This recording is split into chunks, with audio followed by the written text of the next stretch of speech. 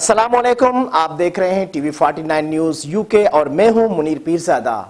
آئیے آپ کو لے چلتے ہیں آج کی خبر کی جانب۔ جڈو میں ثانیہ نو کوٹ کے خلاف سندھیانی تحریک کے مرکزی صدر سبحانی ڈائری، شمشاد لغاری، سندھو کلوی، کلثوم رند اور سسی کھوسو اور ایاز کھوسو سمیت دیگر رہنماؤں کی قیادت میں پیالہ ہوٹل سے ایک احتجاجی ریلی نکالی گئی۔ ریلی میں درجنوں خواتین سمیت بڑی تعداد میں عوامی تحریک کے کارکنوں نے شرکت کی۔